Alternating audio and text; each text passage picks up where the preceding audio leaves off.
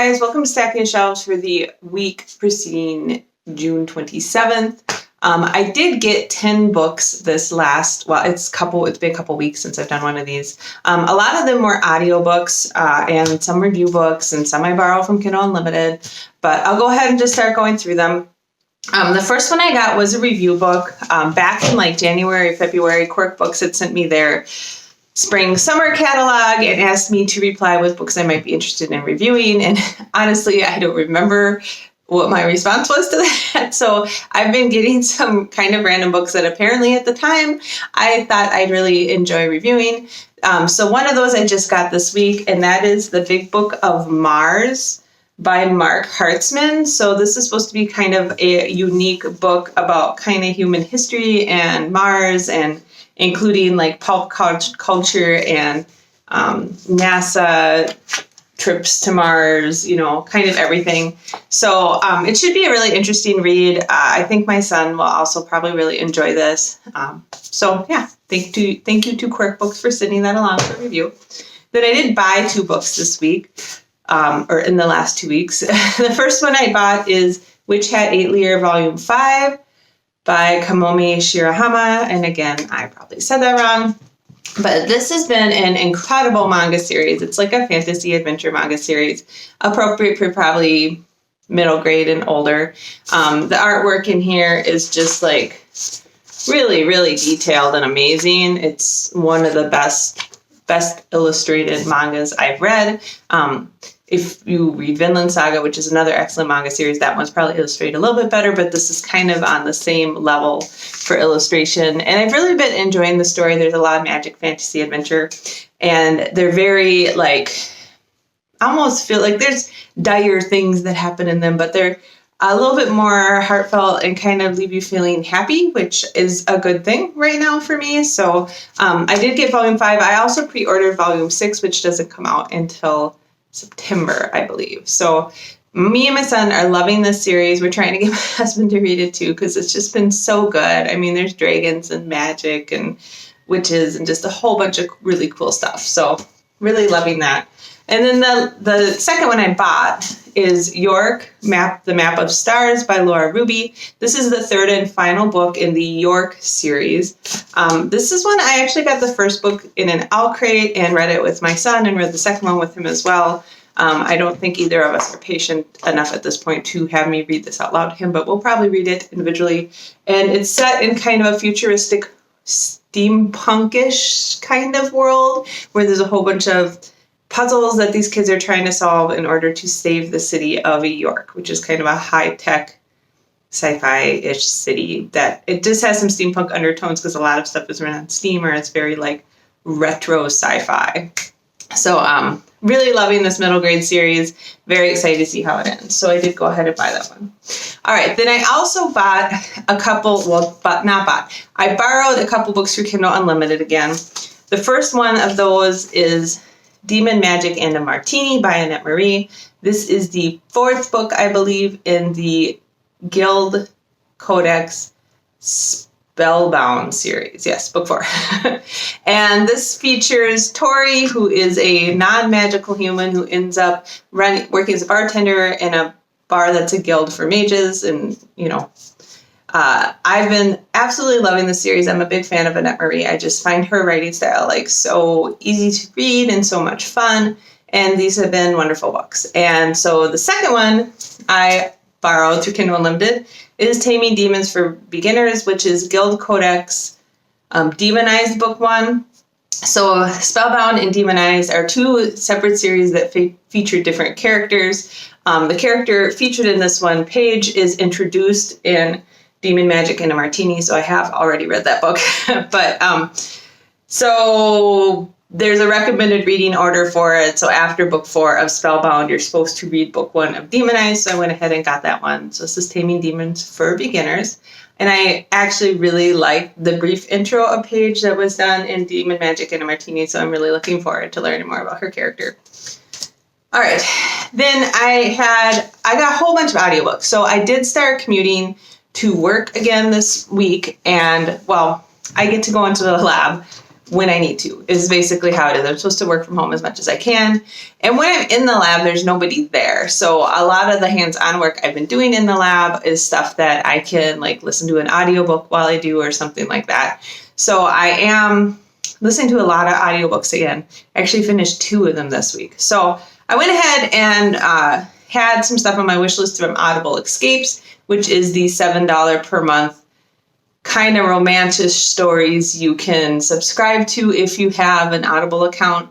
And it's been well worth it for me because I was like going through so many audiobooks the end of last year and the very beginning of this year that I was running out of my credits for my platinum thing. So paying the extra $7 a month to get additional access to Audible Escapes was well worth it for me. And so I got another Audible Escapes audiobook to listen to, and that's The Lady and the Highwayman by Sarah M. Eden.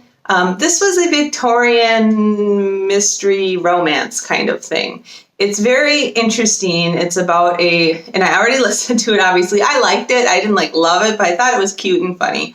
It's about a headmistress of a school who writes romance novels for gentry women, but she also writes Penny Dreadful novels secretly. And there's another man who is the leader of this Penny Dreadful Society who writes Penny Dreadfuls, but they use he's in a group of a whole bunch of men who also write Penny Dreadfuls, but they use the money to help orphans in the city, and they end up kind of working together, but there's a little bit of a twist because of how the Penny Dreadful sales things go. And then on top of all, there's a mystery about a bunch of disappearing children. So this was definitely a very cute, feel-good Victorian mystery with some romance in it.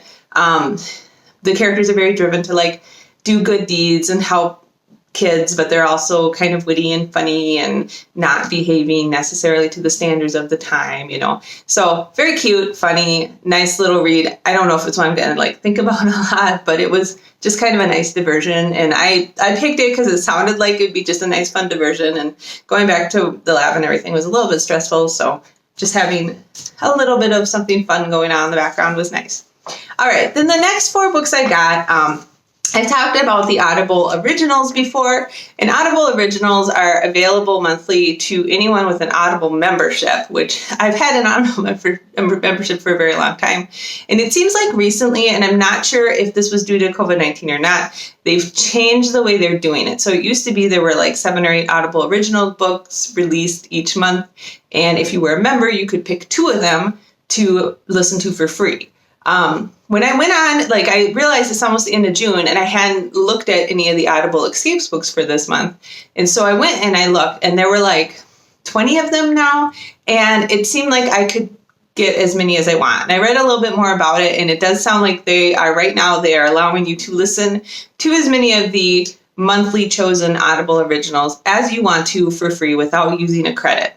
So I went ahead and I picked 4 of those, and the Audible Originals are always a little bit outside of what I would normally listen to, but I've run into some really interesting stuff because of them. So anyways, the first one I got through that was Forget Nothing by John Ansbach, Michelle C. Myers. This is apparently a story set in the Galaxy's Edge world, which I know nothing about. It is a hard science fiction military type of world, and it's a 4-hour story, I think. I thought it might just be fun to listen to. The main character is a woman who is a soldier fighting in this futuristic military corps, and that's all I know about it. I just thought it sounded kind of fun. So I went ahead and got that Audible Original for free to read. The next one I got is Once More Upon a Time by Roshani Chokshi, and I don't know if I said that right. Anyways, she's the author of the Gilded Wolf series, which I really enjoyed a lot. So I was kind of excited to see this novella from her on Audible. This is another 3 or 4 hour audiobook, so a shorter audiobook, and it features a queen and king who went through the whole happy fairy tale thing, but they have been struggling a little bit and they're trying to remember why they fell in love to begin with, kind of thing. So very much kind of a romancy fantasy thing, but I am a big fan of Roshani Chakshi's writing style. So I thought it might be a fun one to listen to. All right, this next one is completely random, and that is, I like to get some random history stuff, like I did the Ghost Pepper audiobook, and that was just really weird and interesting to learn about. So this is another one of those. The History of Bourbon with Kin Abala. So this is just the history of bourbon, like how it started being made as an alcohol and the influence it's had on history and all that kind of stuff. It's another shorter one. I think it was like 3 hours, but I thought it might just be fun to learn about. You know, I'm very interested in history stuff. So yeah.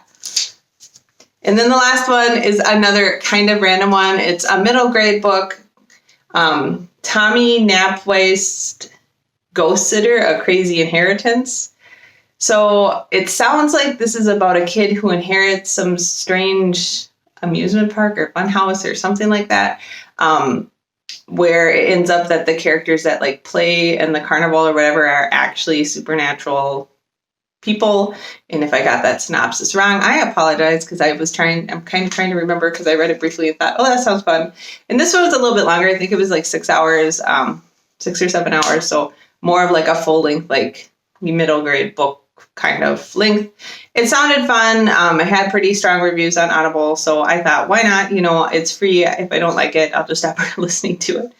So that's what I got. That was 10 books. I went through them somewhat quickly, but kind of a variety of stuff. There are, again, a lot of audiobooks, because I have been kind of tearing through my audiobooks now that I am both commuting again, and when I'm at work, I'm not in meetings. I'm in the lab by myself. So I'm listening to a lot more audiobooks while I do some of those activities too.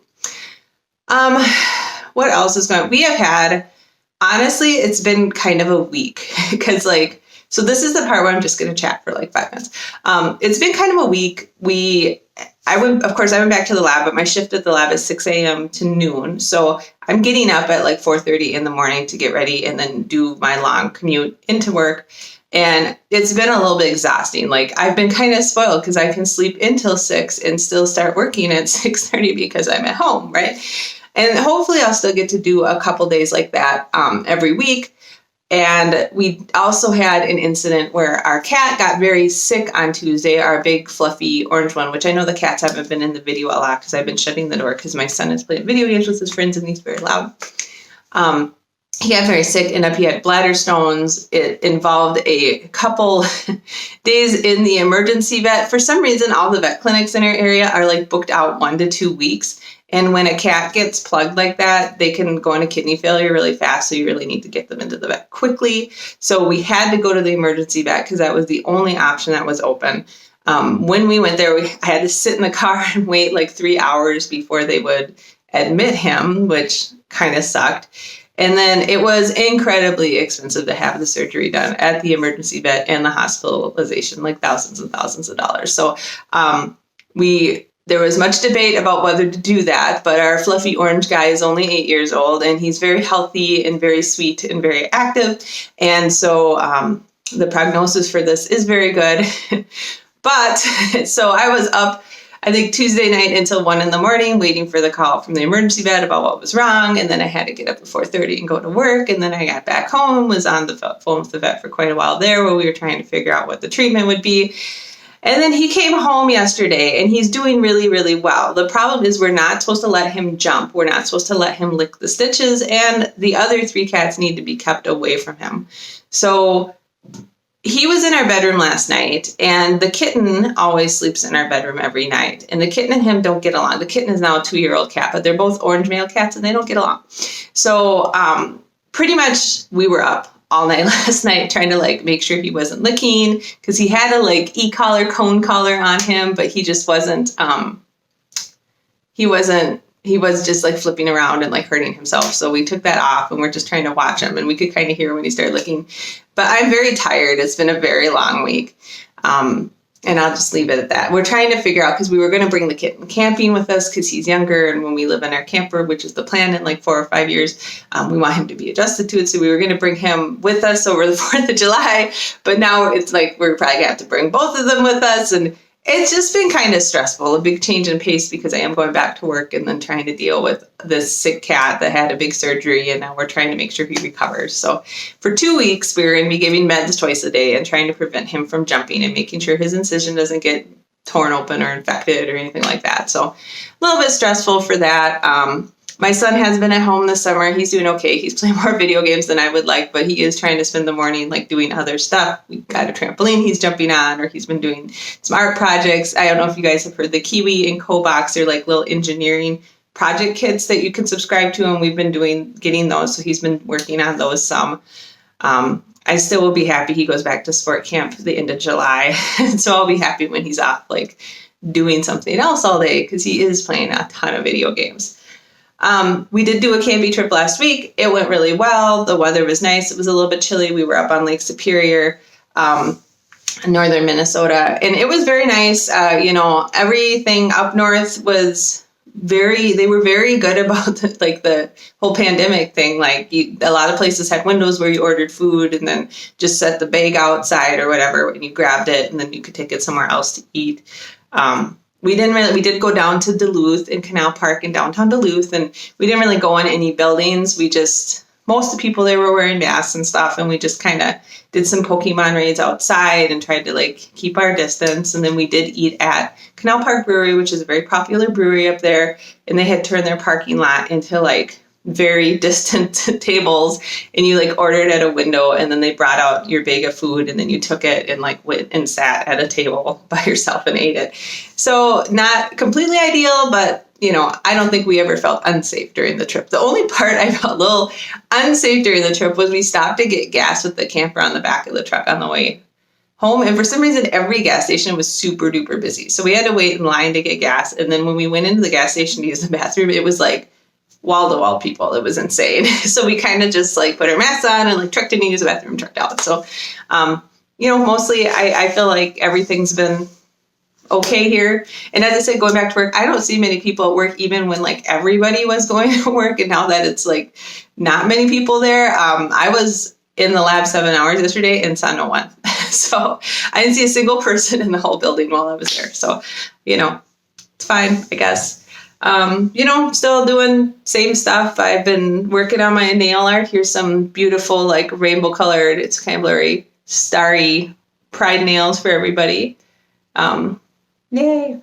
And I will mention that 3M, where I work, has been very supportive of Pride, and I am also very supportive of Pride. And they actually raised their Pride flag yesterday. So along with a U.S. flag and a Minnesota flag, they have the Pride flag raised.